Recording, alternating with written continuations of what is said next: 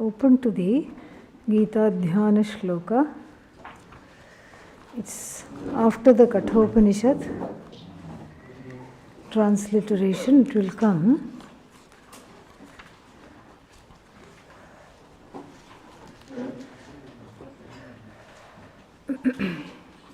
You can read the translations later on. For now, we will chant, and from now onwards, we will chant the first and the last shlokas.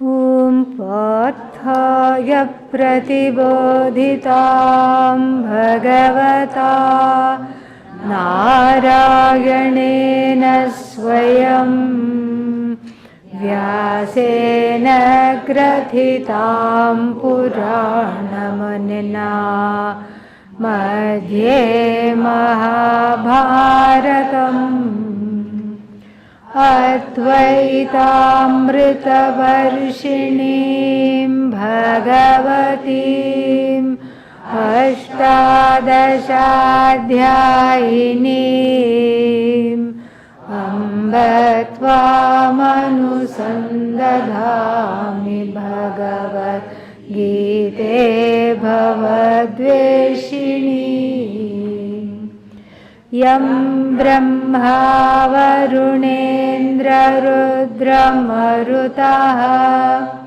Stunvanti Stavaihi Vedai Sangapadakramopanisadaihi Gayanti Yam Samagaha Dhyanavasthita tadgatena manasa Pashyanti Yam yoginaha Yasyantanna vidusura suraganaha Devaya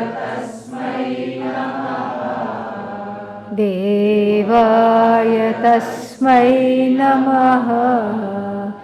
Om Sahana Vavatu Sahanau Bhunaktu Sahaviryam Karavavahai Tejasvinavadhitamastu ma vidvishavahai. Om Shanti Shanti Shanti. One can argue that after the 3 chapters, there is nothing more to study in the Bhagavad Gita. So chapters 4 to 18 are what? Redundant, needless. And so it would seem, because everything has been talked in the first 2 chapters, and in the 3rd chapter we have a very important question answered about the confusion between the means and the ends. The lifestyle are the means, and the end for both the lifestyle, namely karma yoga and sannyasa, the end is what? Identical, moksha. So comparing karma yoga and jnanam is like comparing whether I should finish my high school or should I get a PhD degree. There is no whether. This is not a choice on a par. One is the means, the other is the end. If the PhD degree is the end, what do I have to do? Finish high school and do a lot more other things. So the Karma Yoga is the prerequisites for Atma Jnanam. This was already said.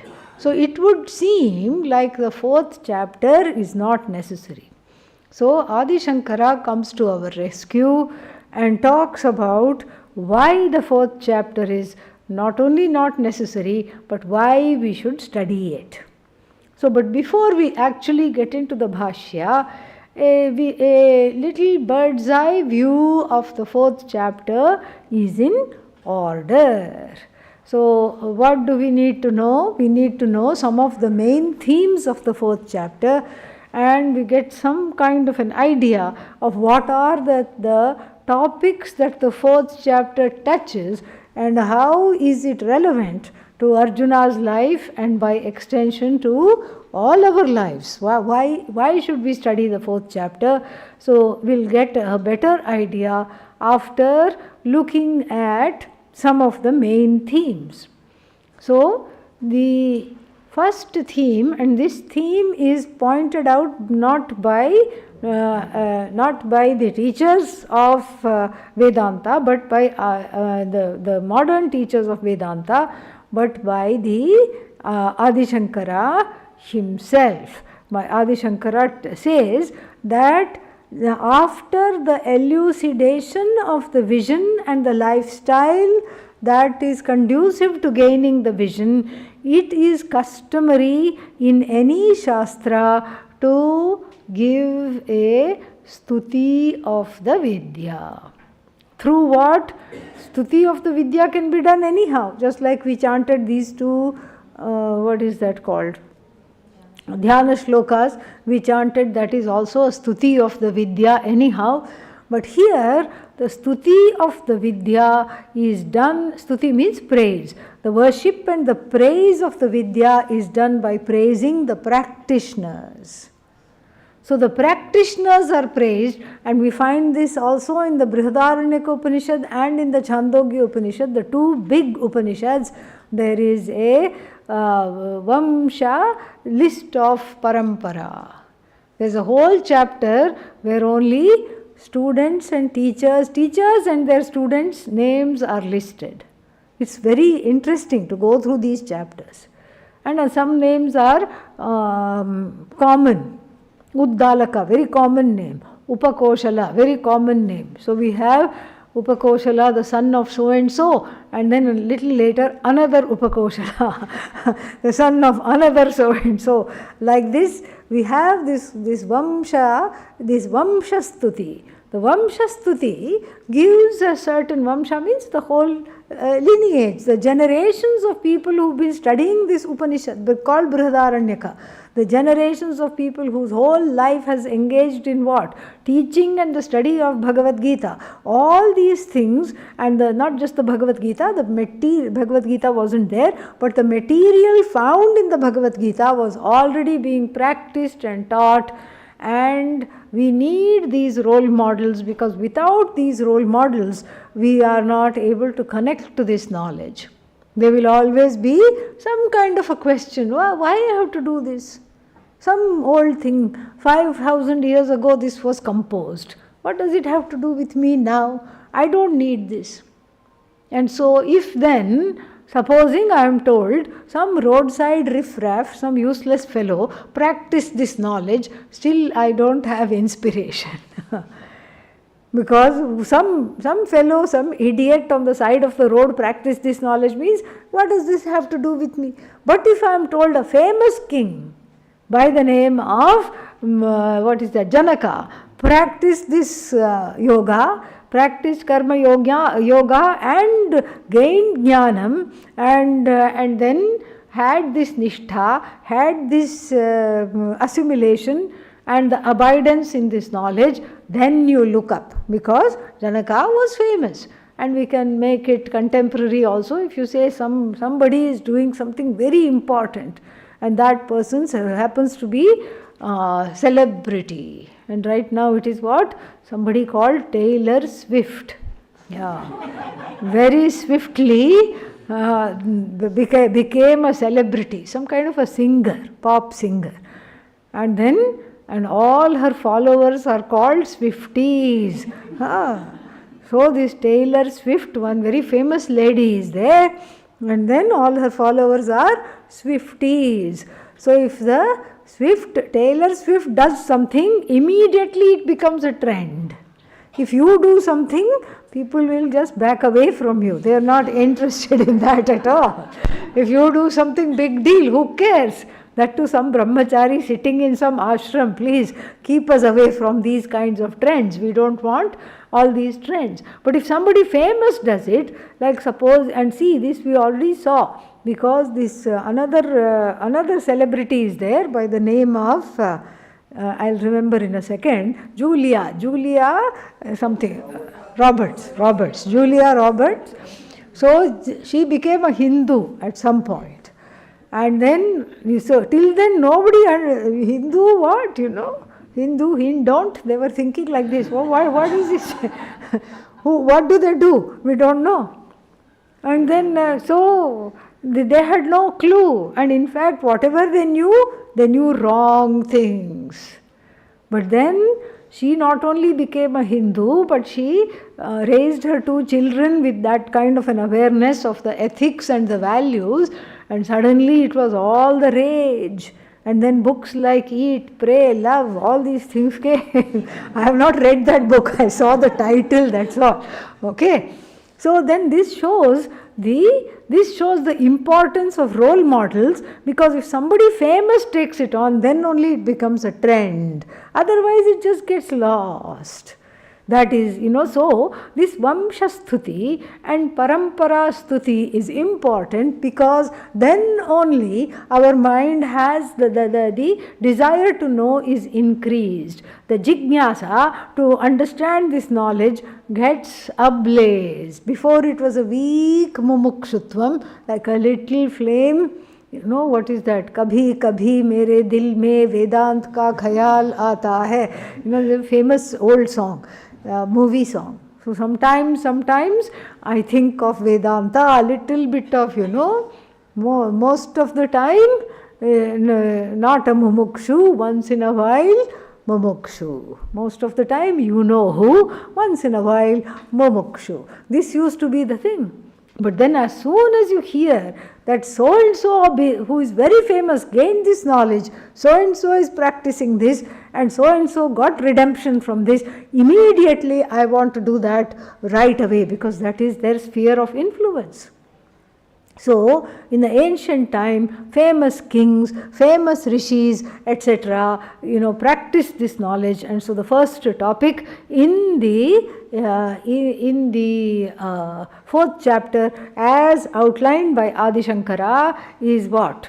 Is the stuti. The stuti of this Vidya comprises the first chapter up till verse 8 or 9. The stuti of this Vidya is there, along with the next topic. What is the next topic? So first four verses we have the stuti of the Vidya. From 5 to 8 we have the next topic, which is what? Which is Avatara Vada. Another very, very important topic. That's why the 4th chapter is very important. So here we take a big leap. What is the leap? From following somebody famous like Janaka, etc., we are then introduced straight away to the source of this knowledge. Who is that? Lord Krishna, Bhagavan in any form. You can say Shiva, Krishna, whatever, it doesn't matter. Bhagavan is the initiator of this knowledge. Through Bhagavan only we got this. And this Bhagavan, who is alive and well and in the human form, at this time in the history of this Dwapara Yuga, is very much highlighted as Avatara. What is this Avatara and all, we'll see. It is very fascinating. But just briefly, as we are going through the overview, the Avatara is someone who is not born out of their own karma. That is why it is Avatara. Usually what is the cause of birth? Avidya. And then karma. Then the karma phala is in the form of the birth. Next birth. But does Bhagavan have karma? No, thank God. Yeah, otherwise we'll be worried about whether Bhagavan is going through Shani Dasha. It's a bad period of Saturn. So that wreak havoc on all our karmas, because Bhagavan is upset and angry. Thank God, Bhagavan has no karma. But then Bhagavan is born, as though born. We find this even in the Christian tradition. The birth of Jesus Christ is described as what? Immaculate birth. If it is immaculate, means it is riddled with all the problems of samsara. But here is someone who is untouched by samsara, and the manner of the birth itself shows it. The manner of the birth of Lord Krishna again is very, is very mysterious. And again it shows how he was able to be saved from the wicked uncles who had decided to kill all the offspring of his sister, because it was prophesied that his nephew will be killing him. Because he was a tyrant and a very bad person. And so therefore this whole the whole baby, the whole story of the baby Krishna being blue, obviously some heart problem we would think, but then not, and on top of that, not crying. Another idea of this something, the baby who doesn't cry means there is no sign of life. Why? Because this is not what the avatara is, not dependent on the human body, but the human body is just a vehicle for this avatara to express itself. So the baby was smuggled away and raised elsewhere, and thereby escaped the death. And so like this, even the story in the Srimad Bhagavatam tells us all this. And then the Bhagavad Gita does not look at the birth of Lord Krishna, but looks at the self-proclamation of the Lord as an avatara who has incarnated himself with a specific purpose. What is the purpose? Paritranaya sadhunam vinashaya cha dushkritam. In order to give instant moksha to all the people who are not dharmic. Instant moksha means what? Bye-bye. Because you are disturbing the balance. The balance is very important. There is a certain balance of dharma and adharma which the world can handle, because there is a certain kind of it has its own self-corrective mechanisms. Too much adharma, we see this in politics. Like we see some governments come and they loot the people, they exploit, they are dictatorial, they do all kinds of things, and then they are gone, and then we have some benign governments for some time, and then again the adharma will rise. This is part of the samsara chakra. But if adharma becomes too much and dharma becomes too little, there is a certain kind of a disturbance that has taken place, and all the people are suffering. Who are the people suffering? Not the bullies, not the people following adharma. Who is suffering? Who is following dharma? They are suffering. And since they are suffering, so therefore the Lord incarnates himself, herself in various avatars. So we have all these 10 avatars, and then we have Devi coming in different avatars. We have also so many, one job avatars, small avatars, in the form of sages, etc. All these are there. And so this Avatara Vada is an important topic, the second topic in the 4th chapter, so that and it is part of the stuti of the Gita also, because it's connected to the 1st chapter. Why is that connected to the 1st chapter? Because it inspires us. It does prayukti, inspires us to study the Bhagavad Gita, because it has come from a immaculate source, and that which is immaculate is infallible, and if the source is infallible, then there is a lot of trust that I am not being misled. So then this takes us up to more or less verse 15. Then we have from the 16th to 25th verse, a very peculiar topic, but also something we don't normally think of, but a very important topic nonetheless, which is what is action. I thought I already knew what is action. Hello. And then what is non-action. What is action? What is I know what is non-action. Do you really know? Yes.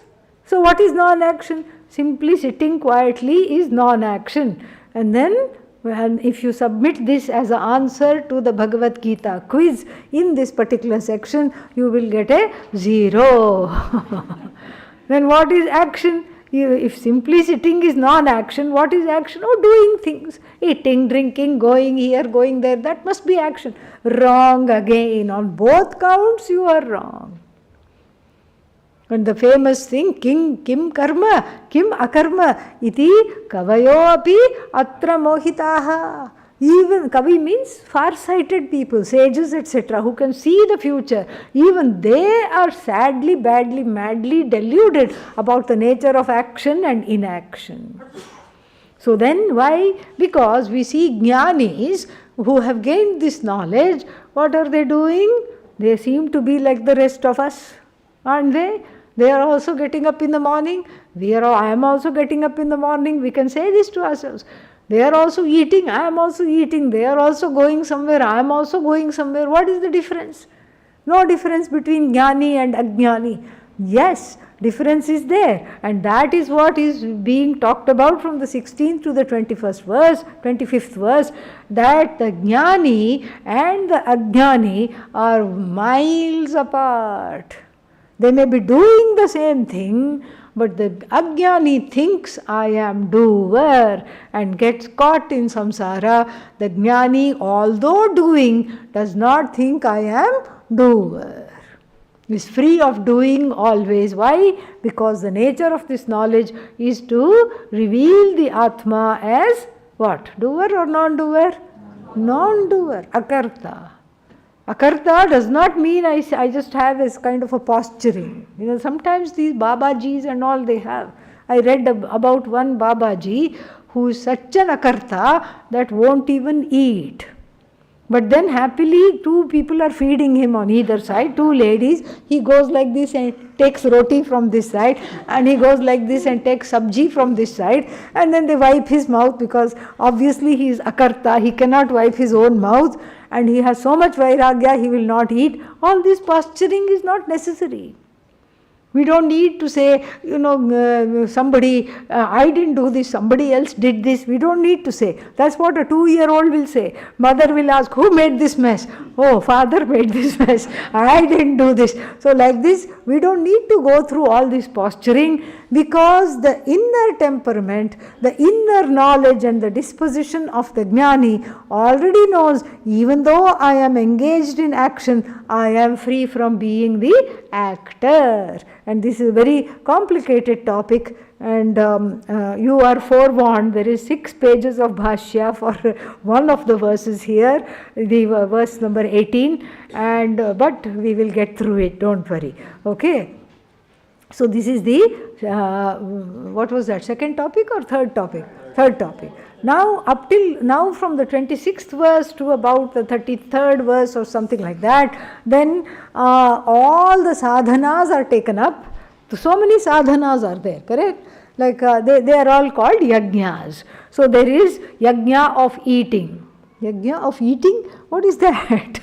Anna yajna, food yajna, meaning eating only at a particular time. There is a miti, there is a measurement. I'll eat only so much. I'll eat only once a day, or I'll eat only at particular times. This is a vow that is taken. For what? For the sake of the inner cleansing, which will take us to knowledge. Eating yajna doesn't mean you keep eating all the time, and that is the yajna. No. And then we have eating yajna, we have breathing yajna called pranayama yajna, and then we have some other yajnas. Many yajnas are there like this. What is that? Eating yajna, giving yajna, and so many other things. And then there is also Brahmavidya yajna. Brahmavidya is also a yajna. Yajna means sacrifice, you give up something.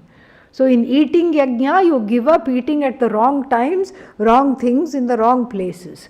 And in the pranayama yajna, there is a commitment to doing pranayama at certain times, everything. So you give up seeing movie at that time. You give up going places at that time. So in every yajna, a yajna is called a sacrificial ritual, because sacrifice is involved. So these are all called dravya yajnas. Tapo yajna, all this. So these dravya yajnas means they require other secondary things for the yajnas to take place. So this dravya yajna, tapo yajna, all these are very, very important. They are all sadhanani, and this one is also a sadhanam. What? Brahma yajna. Brahma yajna means Brahma Vidya, which is in the form of yajna. But then the Lord shows us in this particular section that the Brahma yajna is the most important yajna. Why? Because the other ones are indirect sadhanas. Eating yajna or not eating yajna is not going to give me Brahma jnanam directly. Is it? No. It's going to make me free from the attachment to food, and then I'm going to grow, and then I'm going to become eligible for this teaching. Correct? Yeah, so similarly, same way, this tapo yajna and other dravya yajnas are not going to directly bless me with the knowledge. Whereas Brahma Vidya yajna, what does it do? Directly blesses me with the knowledge. I don't need any other sadhanam. This sadhana is the most superior to all. That is the, how many topics? 4th topic there. And then the last topic is the till from the 35th to the 42nd. What is the last verse? 42nd? Yeah, 42nd verse. This is the last topic. Is the again it ends up praising this knowledge, and it elucidates the benefits of gaining this knowledge. What happens when you gain this knowledge? And again, in every, this is the beauty of the Bhagavad Gita, in every chapter there will be some discussion of the Jnani. We see this in the 2nd chapter, how the Jnani lives. We will see this again in the 5th chapter. In the 3rd chapter, we already saw this in the section on the Shrestha, the one who is the Shrestha, meaning the exalted one, the leader, how they also do karma yoga. Even though they may have the knowledge, they do karma yoga for the sake of inspiring others. And then here also we see the benefits of the knowledge, and then we see how this knowledge reduces to ashes all the karma, and then why this is the most superior one, and then why, because all the other sadhanas, what do? They produce punya.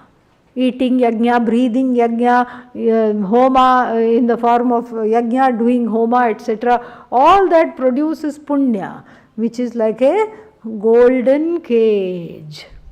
What's the difference between an iron cage and a golden cage? No difference, yeah. In fact, there is a Rajasthani folk song, where this woman who is going to carrying the fodder, for the cows, etc. She is carrying lot of grass and everything which she has picked, hay, grass to take home, and then she sees this beautiful parrot freely just, in the trees. And parrots can talk, and so this parrot could talk. So she tells the parrot, "Come home with me. I will put you in a nice golden cage, and I will give you wonderful things to eat." And the parrot says, "You are already in a cage. I can see, and I am already free. I don't want your golden cage, because a cage is just a cage." And so here, same thing. See, all these other yajnas have a binding nature, because what do? They create punya. And what does punya do? The punya makes you attached to having another birth in order to exhaust this punya. But what does Brahma Vidya yajna do? This is the greatest benefit. It reduces to ashes all the karmas, punya, papa, etc. by falsifying the doer. When the doer is falsified, whatever that so-called doer has done, that is also falsified. Beautifully, on this end, on this note, the 4th chapter comes to an end. And so Arjuna is told to what? To be to practice this yajna, to practice jnana yajna, Arjuna is told. Okay. Yeah. Om Shri Paramatmane Namaha. अथ चतुर्थोऽध्यायः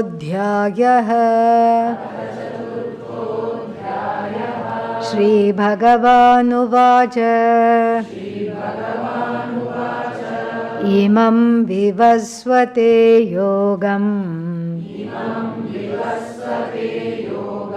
प्रोक्तवानहमव्ययम्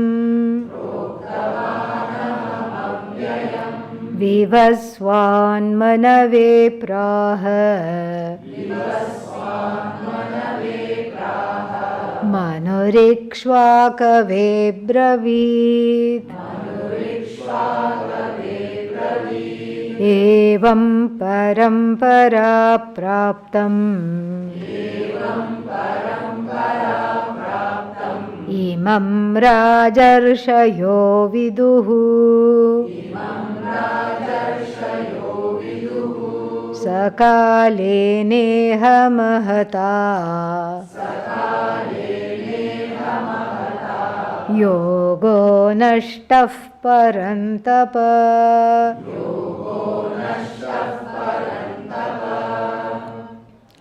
So, to introduce the fourth chapter, Adi Shankara has a Sangati Bhashya, a connecting Bhashya, so that we are not suddenly at a loss. Why this fourth chapter came? Of what use is it to me? I thought all the topics were already dealt. Why I should study? And what is the connection with the first three chapters? All this in his beautiful way, in his beautiful and sankshepa, succinct way, he puts it in one or two sentences. What does he say? He says, Yaha ayam yogaha adhyayadvayena uktaha jnananishta lakshanascha sannyasah karmayogaha upayaha. So he says, this yoga, what is this yoga? He himself will say, Adhyayadvayena uktaha, that which was talked about in Adhyayadvaya, in the preceding two chapters. This is the way of expressing in Sanskrit. In English we will put the two before and say two chapters, and the number comes at the end. In Sanskritam, Adhyayadvaya, Adhyayadvayam. So, twofold chapters, Adhyayadvayena, through, third case, through these twofold chapters, Uktaha. Uktaha, it was said. What was said? Ayam yogaha uktaha. This yoga was talked about. What is this yoga? This yoga which with the following characteristics. What are the following characteristics? Jnana nishtha lakshanaha. Jnana nishtha lakshanaha yogaha uktaha adhyayadvayena. In these two chapters, Jnana Nishtha is the Lakshana of which? Lakshana means the characteristics. The definition of which is Jnana Yoga, Uktaha. Jnana Yoga, Uktaha. And Jnana Nishtha means Nitaram Sthitihi, a abidance, a continual abidance in what? This exposition of this knowledge of the limitless as myself. This is called Jnana Nishtha Lakshanaha Yogaha. So this yoga, this particular topic, this particular understanding, this knowledge, what is this knowledge? Jnana Nishtha Lakshana, characterized by an abidance in this knowledge of myself as whole, full, free of complaints. But how did I get there? How to get there? Karma yoga upayaha yogaha. So the second characteristic of this yoga, of this knowledge, is that what? For which the karma yoga was the upaya. Upaya means the secondary method. The method of getting ready for this yoga is what? Karma yoga upaya. The karma yoga itself is the upaya. Upaya means the remedy for abiding as this knowledge, the remedial measures is the preparatory measures in the form of karma yoga. That also what? Ayam yogaha uktaha. So this yoga was taught in the 2 chapters, and then what is that? The yoga of abiding in this knowledge, and then which was what? Which was characterized with sannyasa, characterized by sannyasa. Sannyasa is not this identical to this knowledge, but characterized by sannyasa, and then the upaya for which is karma yoga. So this much was taught. Yasmin vedarthaha parisamaptaha. And Bhagavan Adi Shankara says that it's already parisamaptaha vedarthaha. The purport of the Veda is complete. The whole Veda has been talked about in the purport of the entire Veda has been talked about where? Has been talked about in the chapter 2 and chapter 3 in its entirety. But what is the purport of the Veda? That I don't know.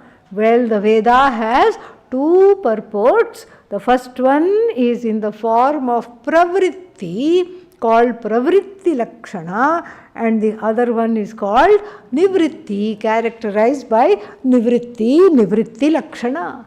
Pravritti means reaching forward, reaching out, pursuing something is called pravritti.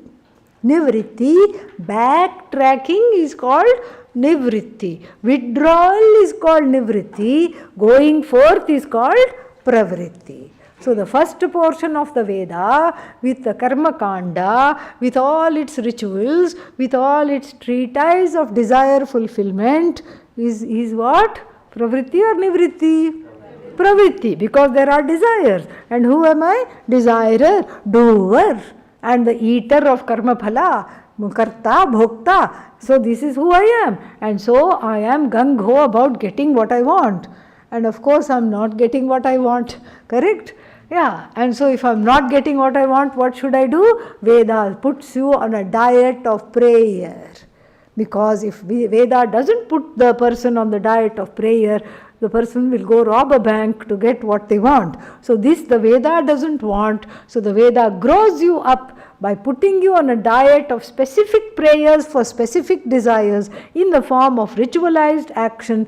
And this whole consortium of the first portion of the Veda is called pravritti lakshanaha, this Vedarthaha. Then Vedanta, a slim paperback, is called what? Nivritti lakshanaha. The audiences are completely different for the 2. The ones that want this huge treatise of wish fulfilling methods is who? Karta, desirer, bhokta. And the one who says I am separate from everybody else, I want the one who is the desiring person. And then the one who is attracted to the last portion is what? Is the one who has only one desire. What is that one desire? To be free of all desires. That is moksha. Moksharthi, mumukshavaha. These are the people who are interested in this nivritti lakshana. So in the second chapter, what was given? Nivritti lakshana was talked about at length. In the third chapter, pravritti lakshana, how to dance the dance of life without stepping on your own toes and other people's toes. This is what was taught in the third chapter. So the whole purport of the Veda is given, is totally what? Complete. Vedarthaha parisamaptaha. Therefore Adi Shankara declares. And what is this Vedartha? Pravritti lakshanaha, nivritti lakshanascha. So then he says, Gita sucha sarvasu ayameva yogaha vivikshitaha bhagavata. So in the whole of Gita, sarvasu gitasu, plural, adarnarthe, for the sake of respect. For the sake of respect, you use plural in all Indian languages because the custom is there in Sanskrit. Even in Spanish and some other places also, for respect, the plural is used. And like this, the plural is used to respect the Gita, to give the Gita the adoration and respect it deserves. And what does it say here? So, vivakshitaha bhagavata. It is desired by the Lord. What is to say? So, vivaksha means vaktum ichha, the desire to say. So, what is desired by the Lord to say? That in the entire Gita, this same yoga, what is the yoga? Of seeing oneself as totally free of pain, sorrow and affliction, for which there is karma yoga to prepare. This yoga alone is the purport of the entire Bhagavad Gita. Atah, therefore, parisamaptah vedarthah parisamaptam vedartham iti manvanah tam vamshakate kathena Shri Bhagavan stauti. Tam is what? Tam yogam vamshakathena stauti Shri Bhagavan. So then, thinking that I have done a good job, who is thinking now? Bhagavan is thinking, not Adi Shankara, okay? Yeah, Bhagavan, that's why I had to ask this question. Bhagavan is thinking that I have already given everything. Pravritti Lakshana, check. Nivritti Lakshana Yoga, check. Everything has already been given. Now I can just focus a little bit on the practitioners, and then in validating and adoring the practitioners, and also the whole chain of how this yoga has come to us. We can just adore this yoga, and we can make it a little more pakka. Pakka is there in the English dictionary. I am not going to define it. Okay, we can make it a lot more pakka, and then we can be inspired to follow it. So thinking, he gets into this stuti, he gets into the praise of the parampara, this twofold parampara, one led by the rishis living in the forest. What is that? Brahmavidya parampara, Brahmavidya yoga, and in the other one Jnana yoga, and then the other one followed by the people, kings, etc. And then that was what? Karma yoga. But then there was a lot of crossovers because we have Rajarshis. Rajanaha te rishayascha. So they are, what are they? They are Rajas and they are Rishis also. They are sages and they were rulers. So such stalwart people, they just gave a push to this parampara, because in one person both the preparation and also the end result was inhabiting in this one person called Rajarshi, Maharshis, all these things. And so therefore it is very good to look at this Vamshastuti, and we'll do that in detail tomorrow. Om Purnamadah Purnamidam Purnat Purnamudachyate Purnasya Purnamadaya Purnameva Vashishyate.